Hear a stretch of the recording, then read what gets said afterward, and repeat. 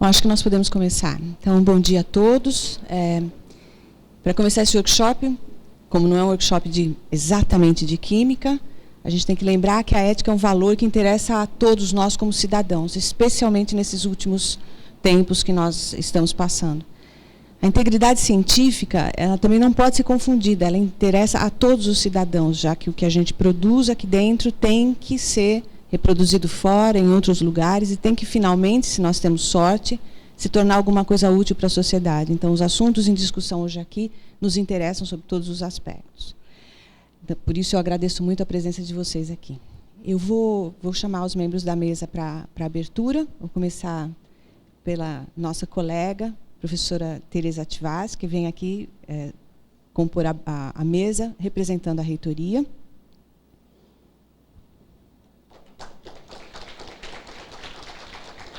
Professor Lauro Kubota, que é o diretor do Instituto de Química.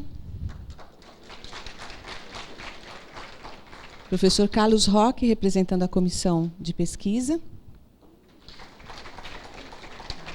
E professor Cláudio Tormena, representando a comissão de pós-graduação.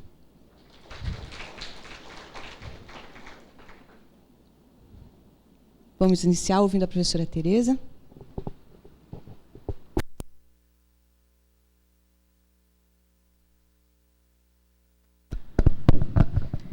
Bom dia, colegas, bom dia, alunos, bom dia, nossos convidados, também alguns professores aqui, professora Maria Luísa, do Instituto de Biologia, professora emérita da Unicamp, um grande prazer tê-la aqui. Esse evento e a reitoria da Unicamp vem aqui expressar a importância, né, que isto tem para a vida acadêmica, né, a questão da ética, né. Então, trago aqui os cumprimentos da nossa administração, professor Tadeu, professor Álvaro e meus colegas pró-reitores, pela iniciativa do Instituto de Química de trazer um tema da mais alta relevância para a academia, independente do cenário nacional. Esse tema devia estar presente, pautado em toda a nossa vida profissional, inclusive nas etapas de formação dos nossos alunos. Por isso, é com muita satisfação que eu venho aqui a este evento, na abertura deste evento, justamente para trazer os cumprimentos da administração pela iniciativa e também o cumprimento da administração pelo conteúdo, né? Que traz desde os conceitos fundamentais, que serão dados aqui pelo nosso colega do Instituto de Filosofia e Ciências Humanas, professor Roberto Romano, professor aposentado, um grande nome na área dos estudos relacionados com ética. Acho que todos devem ter lido vários dos seus artigos de divulgação publicados em muitos jornais, jornais da mídia mesmo, né? Além dos seus estudos na área. A questão mais específica da ética na integridade científica, que é uma coisa que nós temos que ter presentes em todos os nossos momentos de trabalho, independente da nossa área de atuação. E também, finalizando aí com a questão dos compromissos que a Unicamp tem com esse assunto através da palestra que será dada à tarde do nosso procurador-geral, doutor Otacílio Ribeiro. Então, acho que é um programa completo, aborda o conjunto de temas fundamentais para que a gente possa ter uma visão muito ampla da área.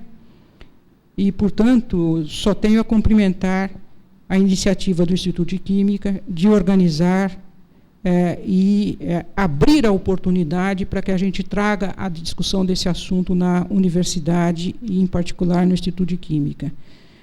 Então, professora Loli, cumprimento aí pela organização e cumprimento a iniciativa do Instituto pela atualidade, né, do assunto,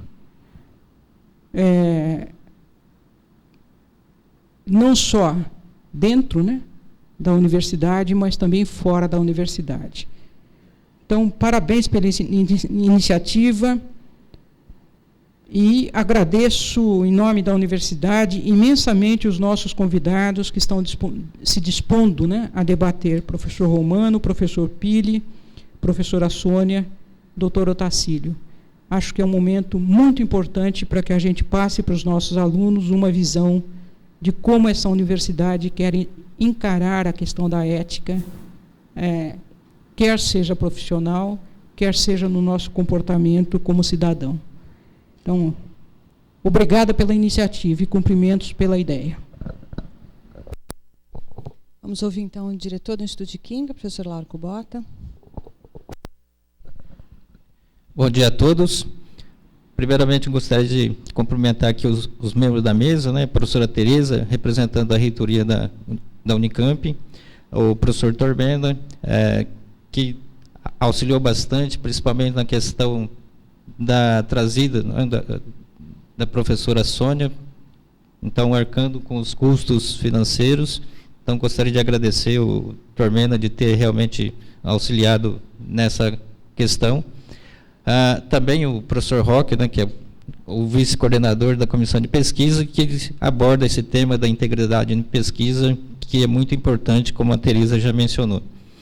Então, acho que é muito importante também agradecer à professora Heloíse, né, a Loli, por essa iniciativa, que foi ela quem realmente tomou à frente a iniciativa de fazer esse evento, que é muito importante, como a professora Teresa já colocou, é um tema, né, bastante atual, e acredito que sempre vai ser um tema muito atual, porque a gente sabe, com a evolução, né, da sociedade, a evolução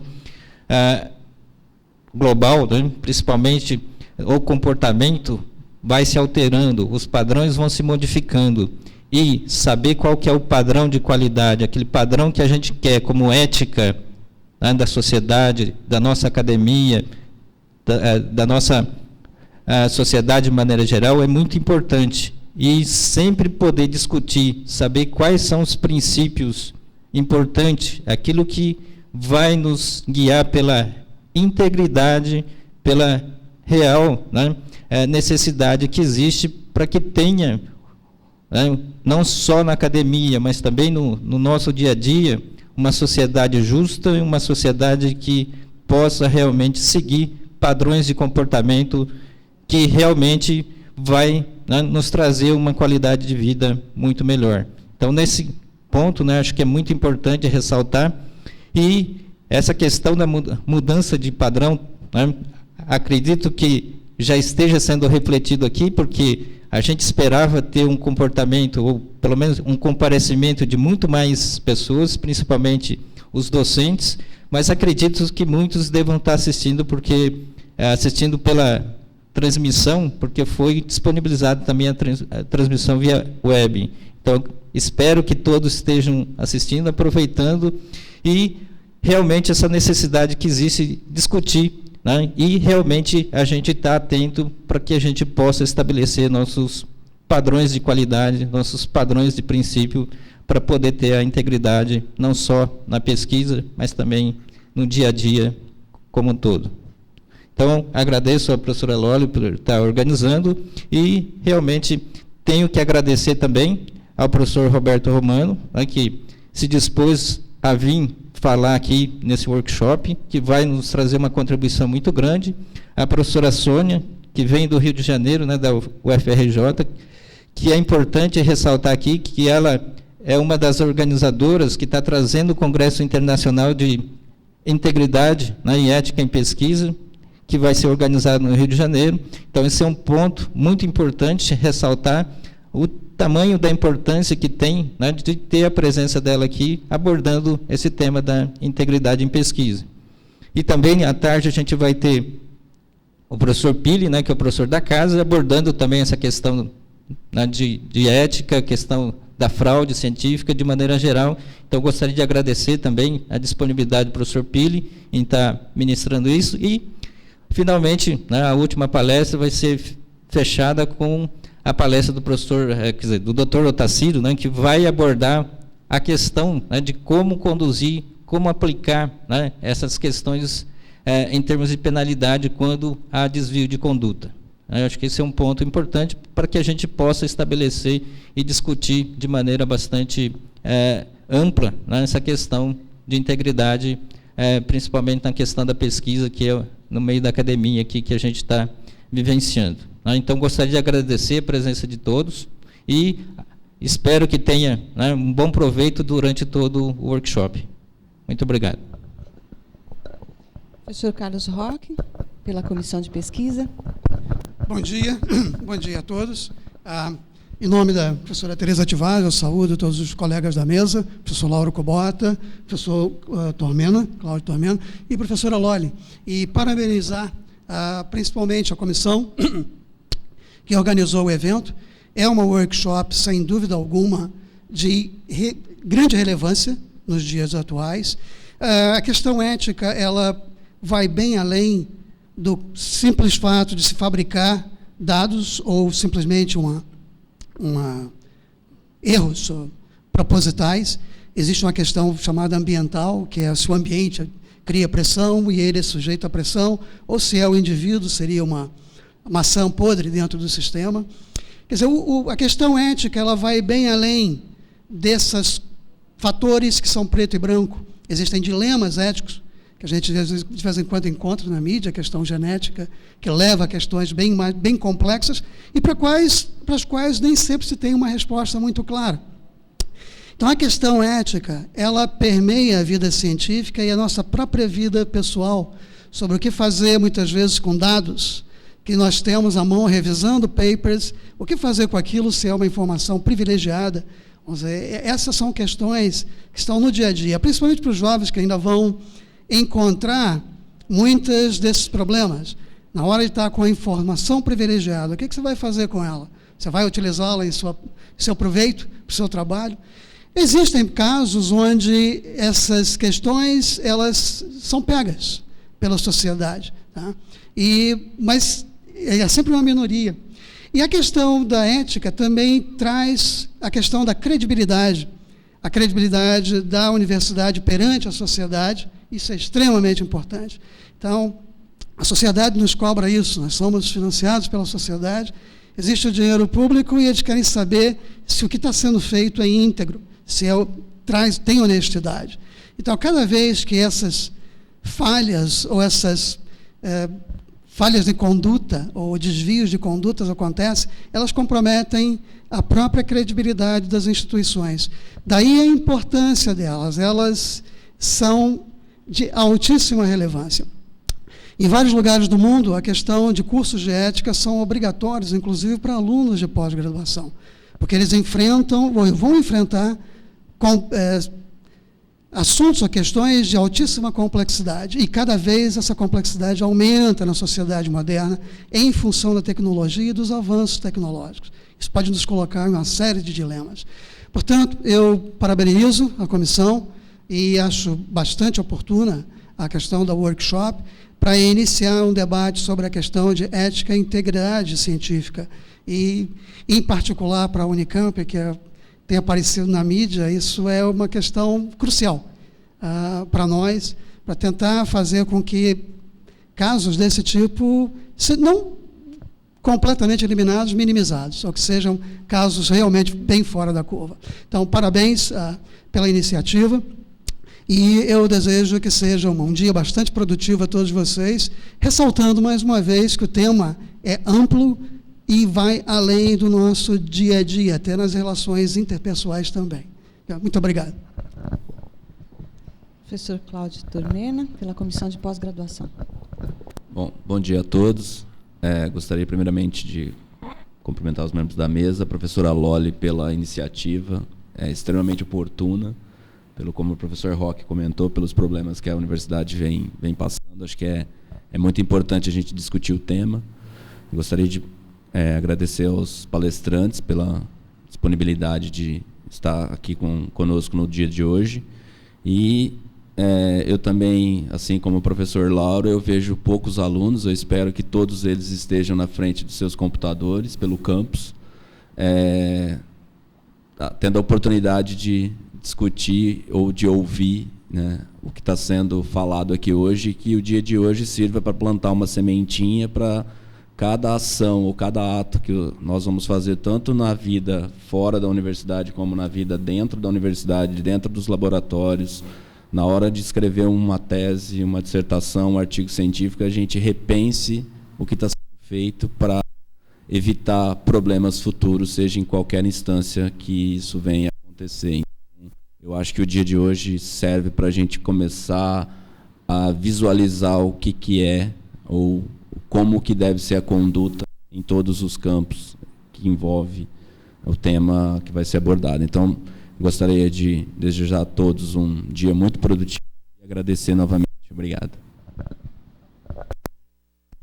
Eu agradeço a abertura da mesa, obrigada. Eu acho que nós podemos começar. Eu gostaria de falar com os alunos agora, os meus colegas docentes aqui não precisam desse estímulo, mas os alunos que estão aqui, por favor, perguntem. Existe bastante tempo após cada palestra para muita conversa, muita pergunta. É muito importante que vocês tirem todas as dúvidas sobre o que é, o que não é permitido, o que é e o que não é desejável. Não tenham vergonha, não tenham nenhum tipo de impedimento. Perguntem livremente, porque o que essas pessoas vêm falar aqui para a gente, hoje, como diz minha sábia mãe, não está escrito nos livros, ou pelo menos não num livro só. Vocês têm que ler tudo que o professor Romano leu para poder resumir da forma como ele vai fazer. Então, não tenham nenhum tipo de impedimento de fazer perguntas, tá bem? Se alguém está vendo a gente pelo computador, vamos ter a esperança que estejam, então, por favor, me mandem as perguntas por e-mail, eu vou olhar no celular e eu faço as perguntas por vocês, tá bem? Vamos começar, então, com o professor Roberto Romano. O professor Romano se formou na USP, ele fez graduação na USP, fez doutorado na Escola de Altos Estudos em Ciências Sociais, em Paris, na França. Ele foi professor na Unesp, foi professor na própria USP e é professor da Unicamp. Em termos de ética, o professor foi presidente da Comissão de Perícias da Unicamp, num momento em que a ética era uma questão fundamental, era um valor fundamental, que foi o encaminhamento das ossadas de perus. Talvez vocês mais jovens não lembrem disso, e talvez as pessoas que não são do Brasil, eu estou vendo aqui uma pessoa que não é brasileira, não vai saber o que é isso. Depois, se vocês quiserem, eu explico. Nessa comissão também estava o doutor Otacílio, que vai fazer a nossa última palestra de hoje. Uma coisa que eu gostaria de destacar a respeito do professor Romano é que, quando eu pedi a ele, por favor, o senhor me diga onde eu encontro, ou me mande um texto para que eu possa apresentá-lo. Ele disse, só diga que eu sou professor titular da Unicamp, e isso basta. Então, é essa pessoa que nós vamos ouvir agora. Muito obrigado, professor Romano.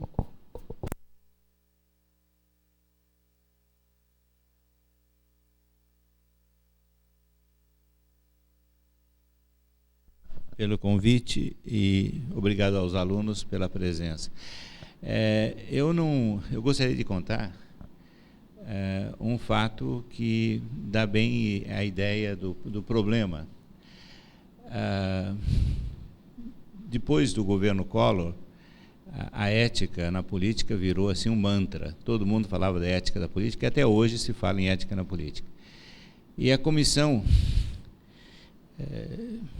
da Câmara dos Deputados, encarregada desse assunto, organizou um seminário sobre ética e decoro parlamentar. E reservou o auditório Nereu Ramos, que tem 500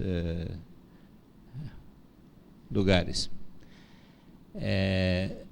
Durante todo o seminário, só a primeira fila foi ocupada, né? Então, não desanimem, essa questão muitas vezes estoura, e como está estourando hoje no Congresso, em todos os campos, né?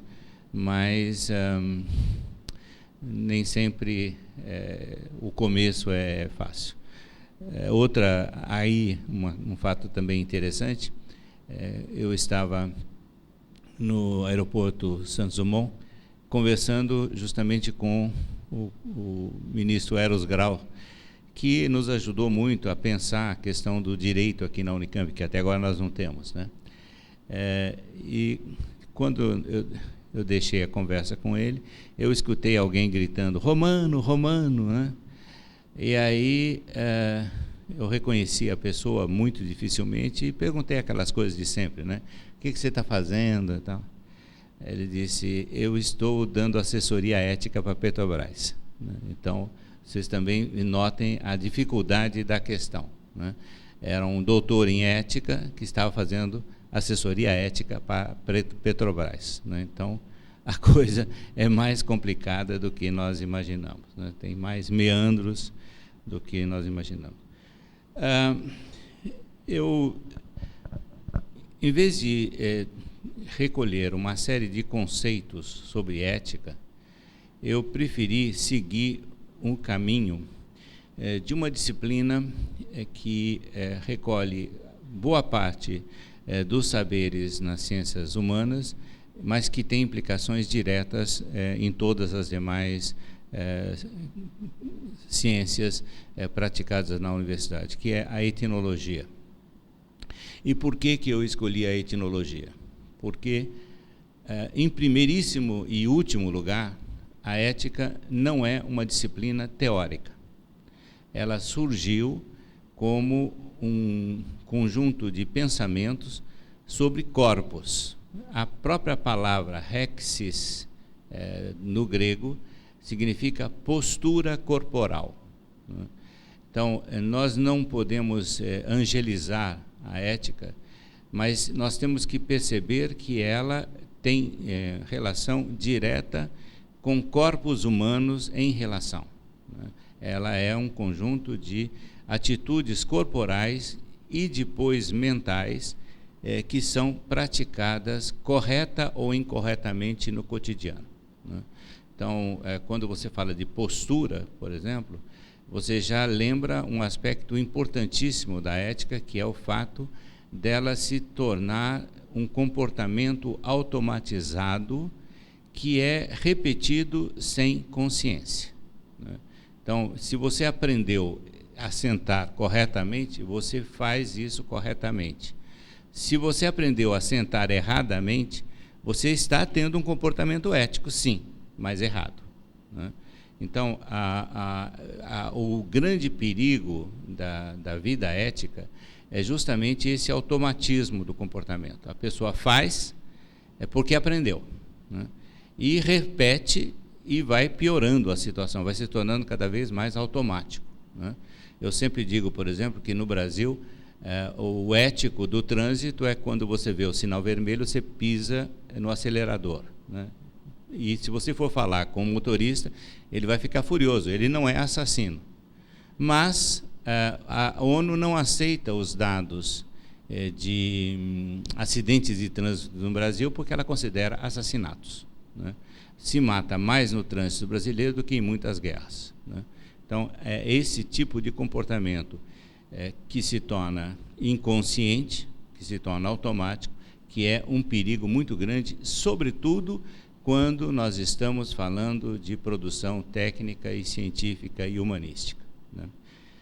Então, eu vou pegar alguns elementos de um etnólogo que é fundamental no século XX, que é André Leroi-Gourhan, e eu começo com algumas considerações que podem chocar um pouco os senhores.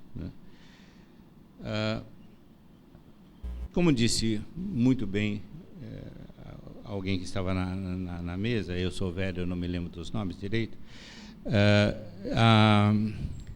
a nossa relação de universidade está conectada diretamente às ordens econômicas, políticas, religiosas, ideológicas, etc. Não existe a universidade fora, não é, dessas esferas. E nós, muitas vezes, não nos damos conta disso. É o automatismo ético e a inconsciência. Nós imaginamos que fazemos uma atividade absolutamente autônoma, separada do todo da sociedade. Também, e aí é o ponto, nada que está fora do campus também não nos é estranho, no campo das apropriações indébitas de ideias, de métodos, de resultados. Isso tudo tem vigência na ordem societária.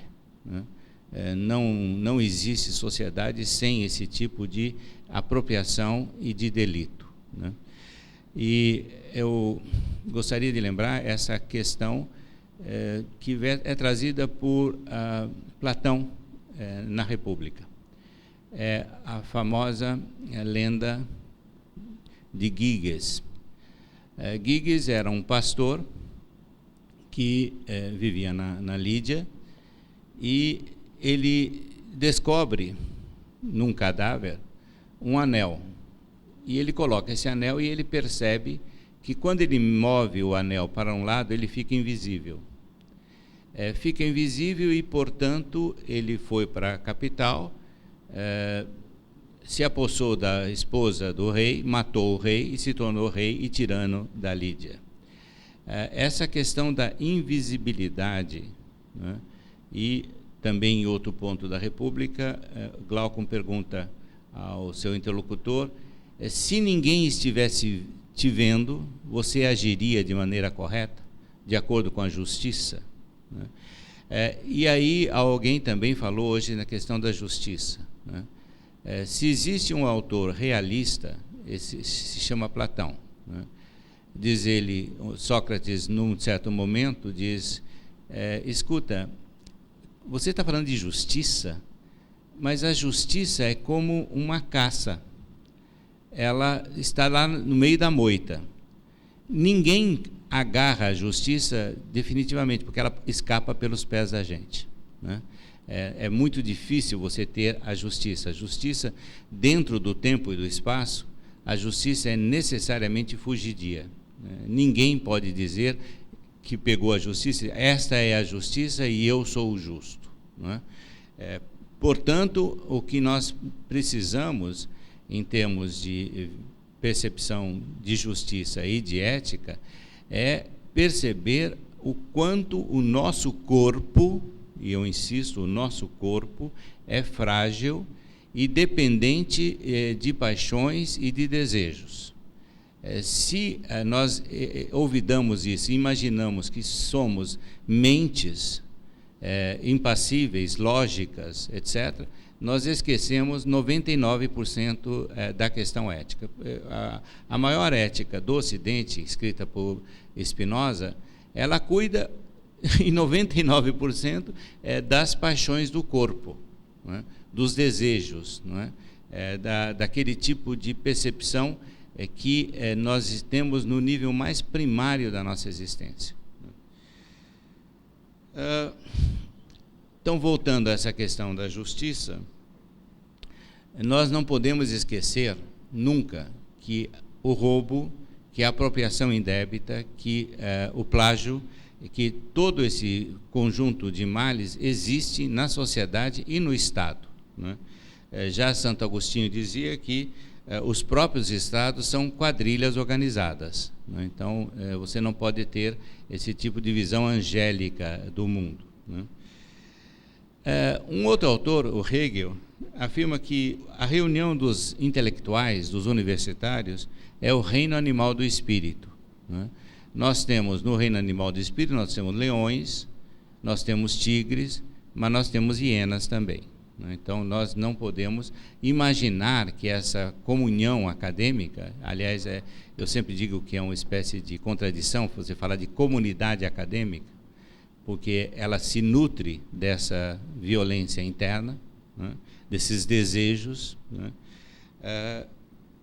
O que leva um comentador de Hegel, a partir dessa tese de que a universidade é o reino animal do espírito, a dizer que a universidade é o reino dos ladrões roubados, né? Por quê?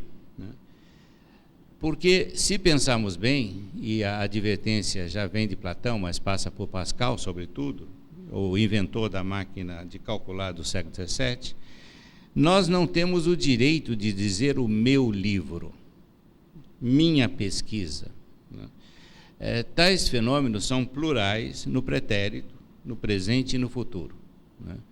Ninguém é dono da pesquisa. Eu sou a fonte, o alfa e o ômega da pesquisa, né?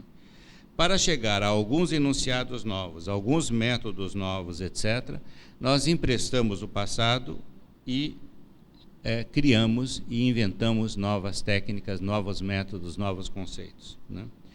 Foi assim e assim vai ser depois que nós morremos, né? Veja, essa tese, essa constatação, poderia servir para aqueles que gostam de usar o trabalho alheio, né? Já que ninguém é dono, então é muito fácil eu me apropriar, porque é legítimo.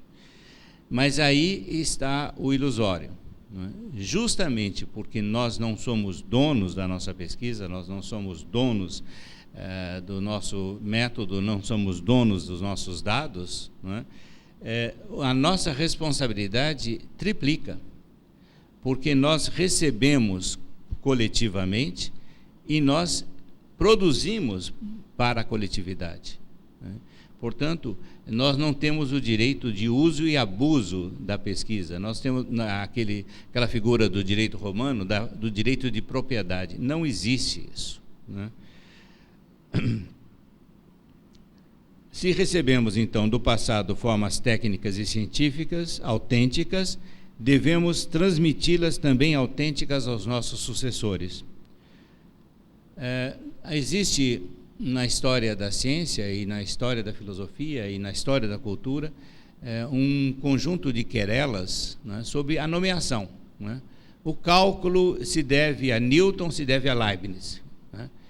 Pouco importa, né? Quando nós falamos da questão ética, importa que o cálculo funciona hoje e funciona de maneira eficaz e verdadeira nas ciências humanas, nas ciências da natureza, etc., né? E se esse cálculo fosse truncado, se esse cálculo não fosse respeitado na sua integritude, evidentemente nós estaríamos muito atrás em termos de vida e de morte, né? Seja de quem for o nome do inventor, o cálculo, nas suas variantes, entra no pensamento matemático, filosófico, sociológico, etc. Logo, importa guardar a integritude da coisa nomeada, não a assinatura do suposto real inventor. Só a coisa serve à ciência. Se ela não é recebida, conservada, modificada segundo regras, se é violentada para manter a ilusão de sua integritude, sem integritude real, a transmissão científica se trunca, ameaça o sistema do saber em todos os campos especulativos ou práticos, nas humanidades ou nas disciplinas da natureza. Então, o primeiro ponto que o Leroi-Gourhan é um etnólogo que estuda a produção da técnica desde a pré-história até os nossos dias, né?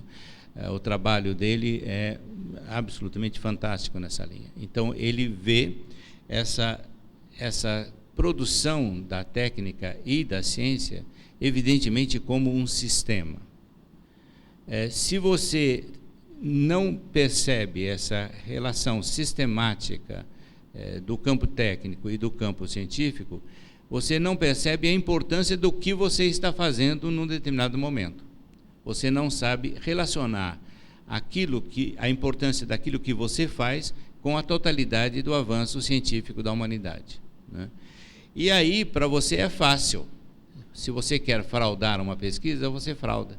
Mas você não percebe que você está destruindo a capacidade de vida da humanidade inteira com esse tipo de fraude. Um ponto que Leroi-Gourhan acentua, e é por isso que eu disse que é importante começar com a ética do ponto de vista real em que ela nasceu, que é o corpo, é a produção do nosso corpo. Nós não somos um presente da natureza. O corpo humano é o produto do trabalho técnico.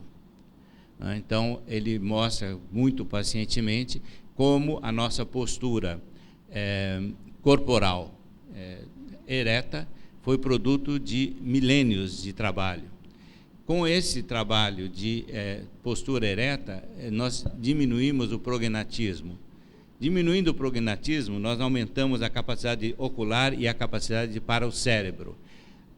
A partir do momento em que nós tivemos essa relação, né, nós conseguimos ver mais longe. Quando nós conseguimos ver mais longe, nós adquirimos o sentido do espaço e do tempo.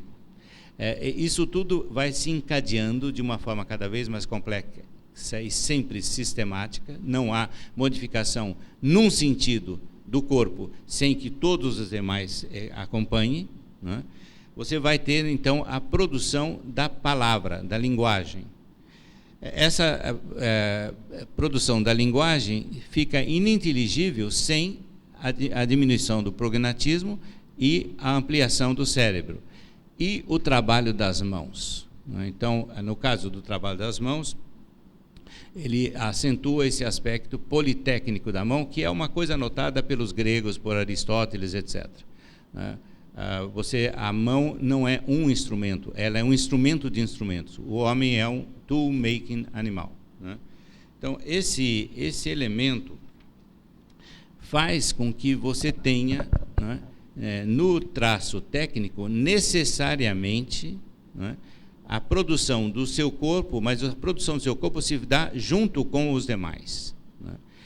E a mão, então, é um instrumento que ajuda a unir os seres humanos, não é? Deixando essa percepção do André Lerroy-Gourhan. Aliás, eu fiz um texto especial, se alguém tiver interesse depois, eu passo para a professora Heloísa e eu posso mandar por e-mail, etc., senão eu vou ficar muito em minudências, né? Eu passo para um clássico do pensamento político e antropológico do século XX, que é Elias Canetti, num livro chamado Massa e Poder. Em Massa e Poder, ele analisa todas as reações corporais dos seres humanos, quando isolados ou quando em massa. Ele se detém muito particularmente sobre o trabalho das mãos. Diz ele, quando você nós estávamos nas árvores, né, nós aprendemos a usar as mãos para nos equilibrar e nos movimentar, né? Deixa eu fazer o gesto que ele sugere.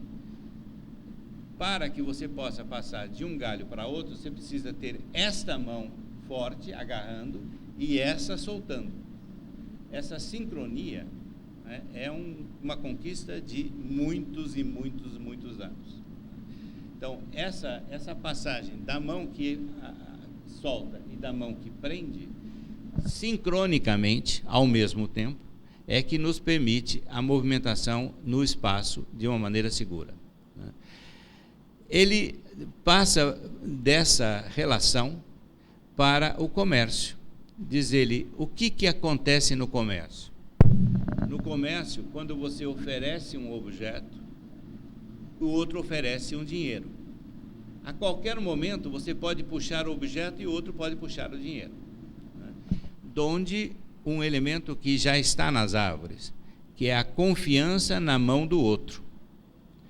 Se você não tem confiança de que você estendeu a mão e o outro te segurou, você cai, né? Diz ele, esse ponto é essencial quando nós queremos falar da vida em sociedade, né? Na sociologia, logo no primeiro ano, os professores ensinam um conceito chamado expectativa de comportamento. O que é expectativa de comportamento? Quando você está na rua, você está indo com seu carro na mão, você espera que o outro venha na mão dele, né? É uma coisa quase que automática, né? Quando você diz bom dia para o outro, você espera que o outro diga bom dia. Quando você confia a sua pesquisa, o seu pensamento, etc., ao seu colega, você tem uma expectativa de comportamento. Sem essa expectativa de comportamento, não existiria universidade, não existiria sociedade, não existiria nenhum Estado. Donde a gravidade da crise de confiança, donde a gravidade da crise da fé pública, não é? Se você não tem essa expectativa de que aquilo que você faz será recompensado positivamente, evidentemente você não vai fazer, né? Então, esse ponto faz lembrar, então, esse elemento da confiança, né? Elias Canetti também diz que um elemento importante da mão é a sua gratuidade e o seu movimento mecânico. Ele propõe, por exemplo, que nós peguemos, por exemplo, um palito de fósforo. Quando a gente pega um palito de fósforo, a gente começa a brincar com o palito de fósforo. Brinca, pá! Quebra o palito de fósforo, né? Quer dizer, as mãos e esse relacionamento do nosso corpo com o corpo alheio também tem esse tipo de problema mecânico, né?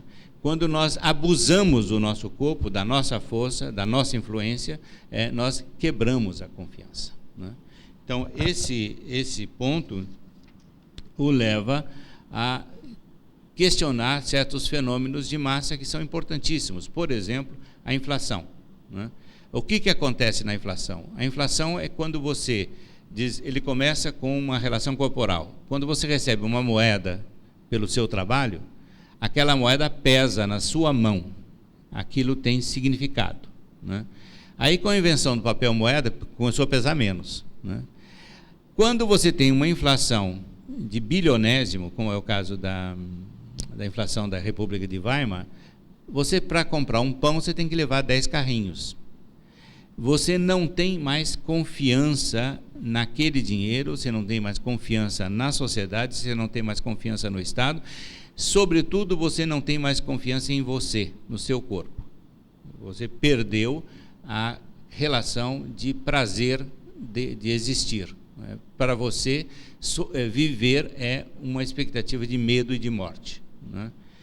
Se você tem essa experiência numa entidade social qualquer, né, se a inflação de malfeitos, como diz a presidente Dilma, né, se os malfeitos são maiores do que os bem-feitos, né, se a justiça escapa pelas pernas da gente de maneira absoluta, né, e se ninguém pode ver, e se ninguém pode controlar os nossos comportamentos, evidentemente nós estamos na situação dos que foram mortos pelo Giges, né? Não há possibilidade de escapar da morte. E eu volto então ao Leroy Gourhan. Diz ele, o que é o impulso técnico? O que é o impulso científico? O impulso científico é aquele lugar do corpo da humanidade que está no limiar da vida e da morte. Não existe invenção técnica, não existe invenção científica, não existe pensamento filosófico bonitinho, sem essa possibilidade do constrangimento da morte pela natureza ou da morte pelo outro homem, né? Então, nós inventamos, né, nós produzimos objetos técnicos justamente para prolongar a nossa vida, né? Se nós pensamos dessa maneira, a nossa produção dentro do laboratório, a nossa produção dentro da universidade, etc., se nós fraudamos essa produção, evidentemente nós estamos espalhando morte e não vida.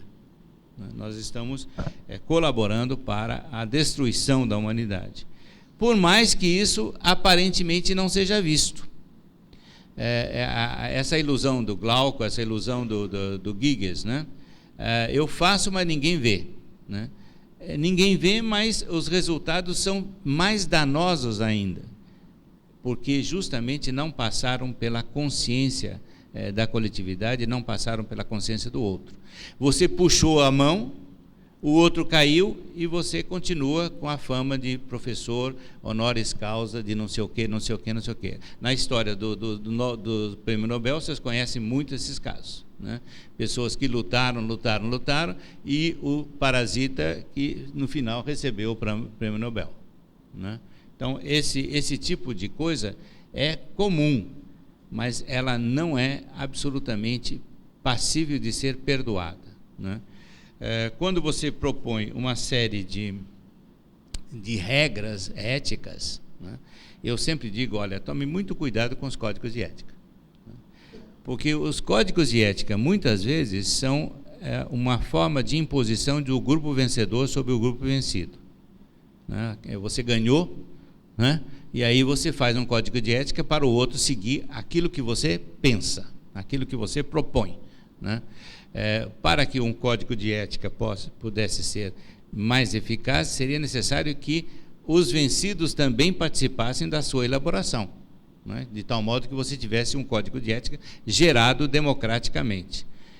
Quando me convidam, e eu cada vez menos, né, para falar sobre código de ética em empresa, eu tenho recusado sistematicamente, porque quando chega lá, a direção organizou um código de ética feito por uma psicóloga, não sei o quê, e aquele código de ética é imposto verticalmente, né, para os funcionários, né? O que é lavourar no erro, né? Porque, evidentemente, como a ética parte do corpo e volta ao corpo, quando você tem uma imposição externa, aquilo não cala, né?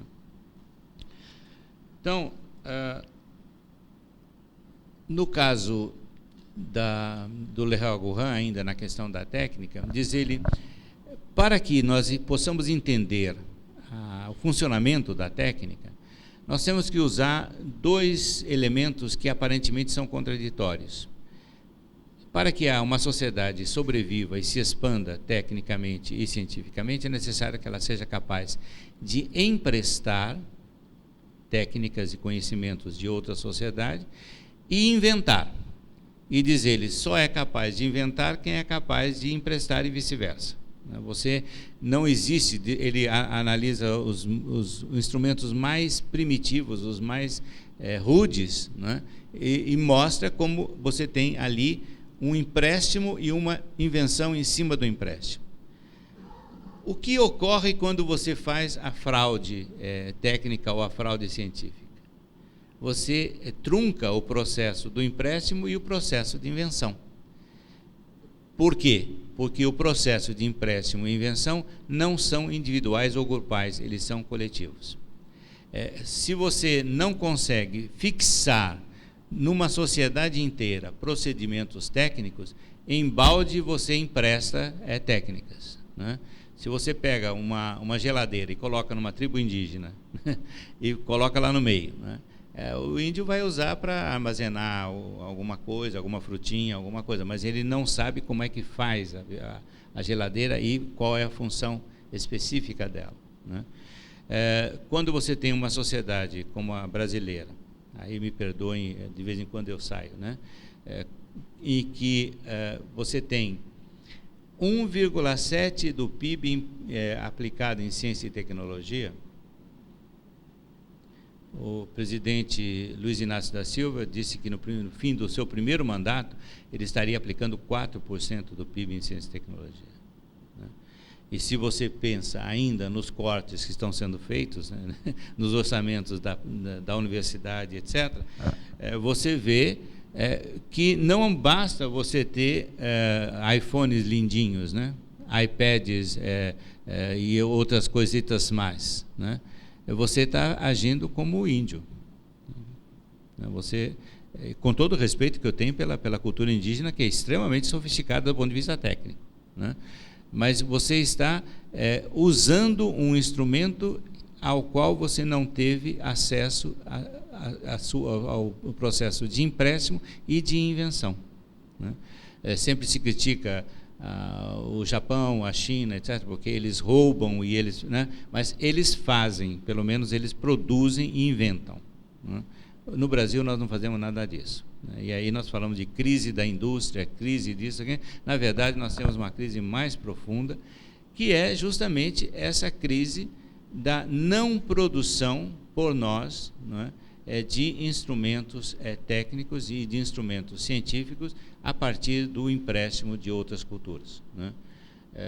O nosso relacionamento com o mundo é extremamente elitizado. Na Unicamp você tem alguns setores que mantêm um contato internacional, mas esse contato internacional que resulta para a sociedade, né?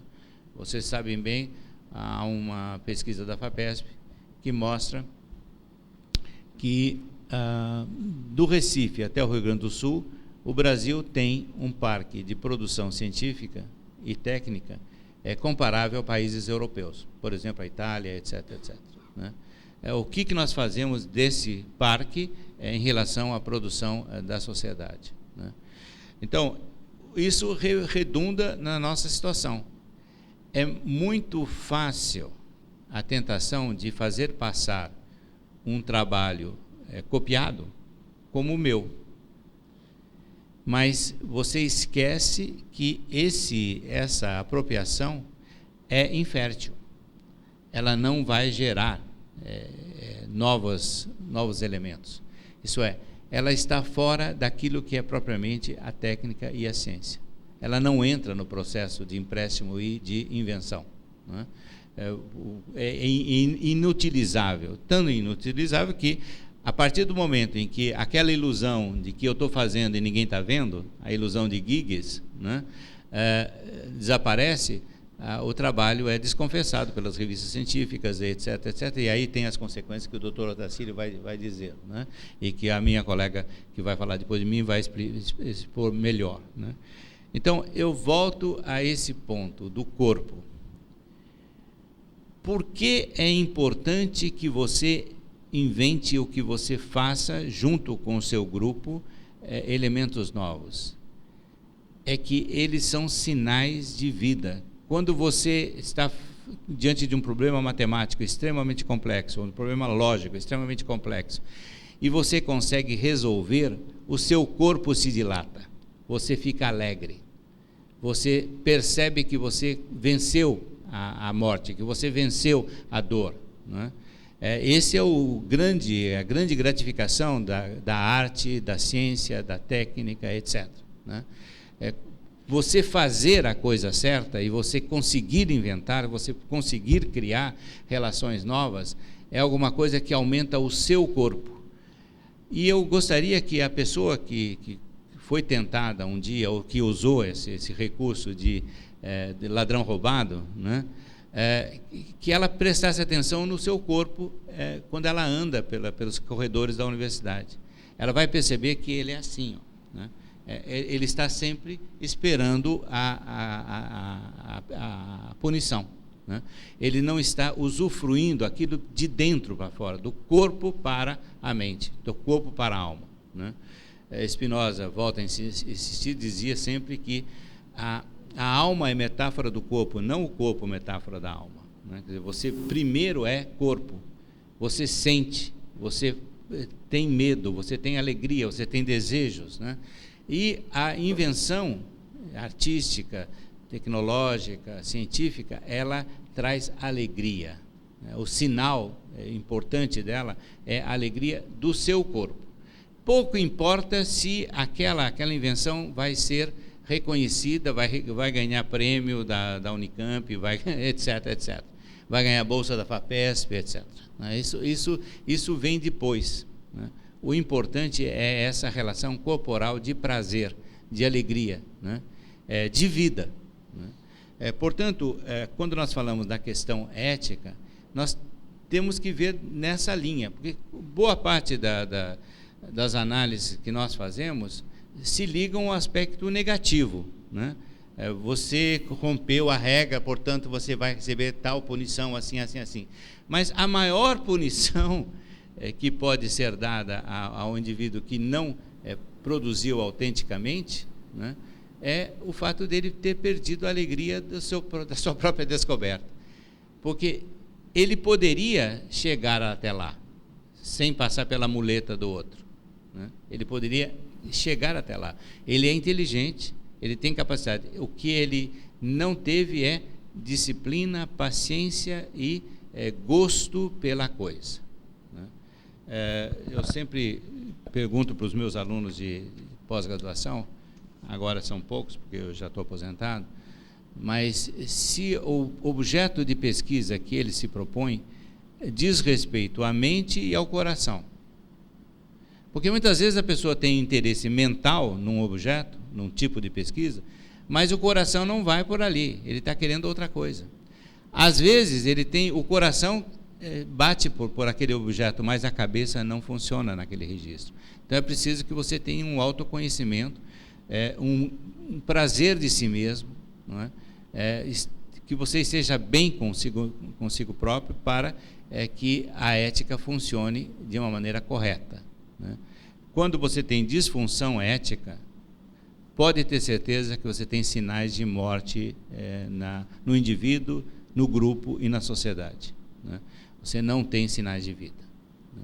Então, é isso que eu queria dizer no começo, porque eu tenho certeza que os colegas vão descer a detalhes mais, digamos, específicos sobre essa questão, mas o sentido da ética é esse, né? Você procura aquilo que traz a vida para a humanidade, que traz alegria, né?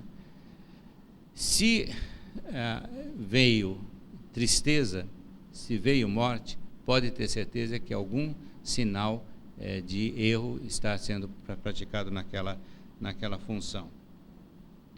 Então, é isso que eu quero dizer aos senhores. Estou disposto a discutir e responder as perguntas. Obrigado.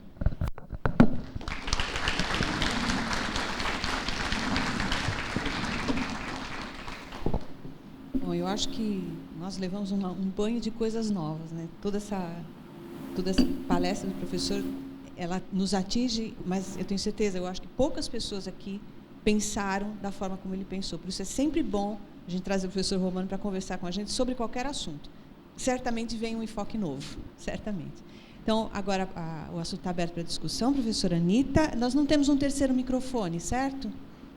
Eu acho que não. Então, eu vou para a plateia. Pode ficar, professor.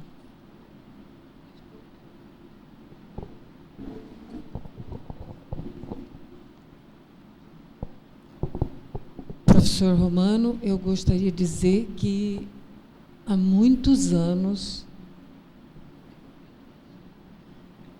eu não ouço uma palestra que me deixa assim grudada no palestrante. Foi uma aula de autoconhecimento. Eu revi minha vida científica inteira. Muito obrigada por as palavras. Espero que os alunos tenham maturidade para entender o que o senhor falou. Mas é fantástico, meus parabéns, e eu estou entusiasmada. Eu quero levar isso para mim a vida inteira. O que resta? Pelo que eu conheço da senhora, a senhora vem me levando isso para a vida inteira. Mais questões? Vamos lá, gente, vamos perguntar. Colega Renê, lá no fundo.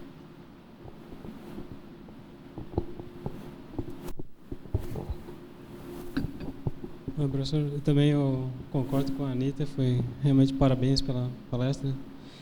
Do pouquíssimo que eu me lembro do Spinoza, a impressão que eu tenho, eu posso estar errado, por favor me corrija, se for o caso, ele tinha essa visão de reduzir, aparentemente ele pensava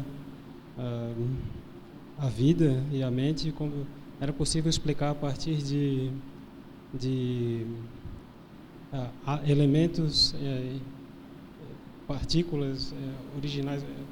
Eu não sei se estou me expressando bem, mas quando eu li o Spinoza, quando eu estava na graduação, eu pensava nele como se ele fosse um químico, porque parecia que ele tentava explicar tudo a partir de um conceito de é possível reduzir tudo a elementos mais simples, né? Eu estou falando isso só porque quando você menciona o André Lavoie-Borin e o Spinoza, você fala de que é possível, a partir de cada um, trabalhando no seu corpo, fazer a sua contribuição para melhorar a universidade como um todo, né? Aí eu gostaria que você falasse um pouco sobre, tudo bem, eu estou fazendo a minha parte, eu estou mudando a minha postura corporal, isso vai afetar a minha mente. E como é que o ambiente como um todo, se ele tem que se ajustar, todo mundo vai fazer isso? Não. Obviamente existe uma heterogeneidade de comportamento, alguns vão fazer isso, outros não. Agora a gente está inserido num meio, né? E daí como é que o restante do meio deveria responder? Eu estou fazendo a minha parte, mas não é todo mundo que está fazendo, né? Eu não sei se está claro. Bom, talvez o senhor esteja falando da proposta quase que metodológica de Spinoza, de não se deixar envolver pelo objeto da análise, né? Então, diz ele, quando nós tratamos de questões da sociedade, questões dos homens, dos seres humanos, nós não devemos nem rir nem chorar, mas compreender. Nós devemos trabalhar como se tratasse de números, não é? De figuras, etc. Né? Esse ponto me parece importante, né? Porque quando você, e ele diz isso no começo do Tratado Político, muitas vezes os filósofos, os teólogos, né, os moralistas, quando começam a falar sobre a sociedade, eles imaginam que existe um prototipo, um paradigma do bom, do bem e do belo, né? E como os homens não se adequam àquele bom, bem e o belo, os homens são necessariamente maus, né? e necessariamente desprezados, né? Acontece que cada filósofo tem uma ideia do que é bom, do que é belo, do que é correto, né? E, portanto, em vez de entender o que os homens são, eles projetam a sua percepção nos seres humanos, né? E ficam na expectativa e são frustrados, né? Agora, no caso do comportamento, né, efetivo em sociedade, você tem esses sinais que aparecem no corpo, em primeiro lugar, né, que